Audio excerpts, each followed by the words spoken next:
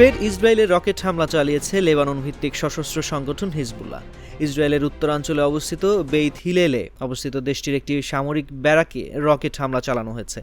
আল জাজিরার এক প্রতিবেদনে এ তথ্য জানানো হয়েছে। হিজবুল্লাহ বলছে, লেবাননের ব্লিদা শহরে স্থানীয় সময় বুধবার সকালে ইসরায়েলি হামলায় একজন নিহত হয়েছে। ওই হামলার প্রতিশোধ হিসেবে ইসরায়েলের সামরিক ব্যারাকে রকেট হামলা চালানো হয়েছে। ইসরায়েলের নেট নিউজে এক প্রতিবেদনে বলা হয়েছে, বেইত হিলেল শহরে সাইরেন বেজে উঠেছে। লেবানন থেকে প্রায় 10টি রকেট ইসরায়েলের ভূখণ্ডে প্রবেশ করেছে। প্রজেক্টাইলগুলো খোলা জায়গায় বিস্ফোরিত হয়েছে এবং এতে বড় ধরনের ক্ষয়ক্ষতি বা হতাহতের ঘটনা ঘটেনি। এর আগে হিজবুল্লাহর পক্ষ থেকে তাদের টেলিগ্রাম চ্যানেলে হুসেইন ইয়াসিন শাইতো এবং মোহাম্মদ আলী জিহাদ বদর আল দিনের নিহত হওয়ার খবর জানানো হয়।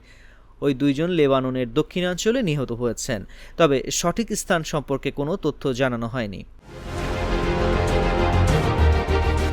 মাত্র কয়েকদিন আগেই গালিলি এলাকার গাটনে অবস্থিত ইসরায়েলের সামরিক বাহিনীর 146তম ডিভিশনের নতুন সদর দপ্তরে একাধিক কাতিউষা রকেট দিয়ে ওই হামলা চালায় হিজবুল্লাহ।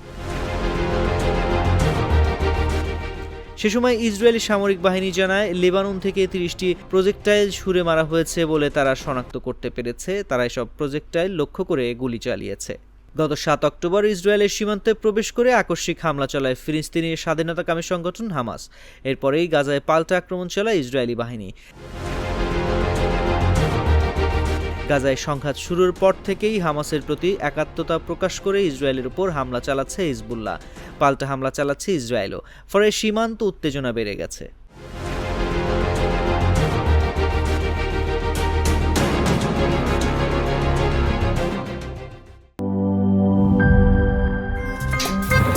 আমার একটা স্মার্ট সিদ্ধান্তে 25% গ্যাসের খরচ কমেছে। ভাবছেন কিভাবে?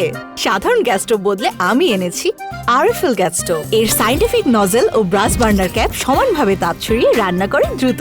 তাই গ্যাসও বাঁচায় 25%, টাকাও বাঁচে 25%। আরএফএল গ্যাস স্টোভ নিরাপদ ও গ্যাস সাশ্রয়ী।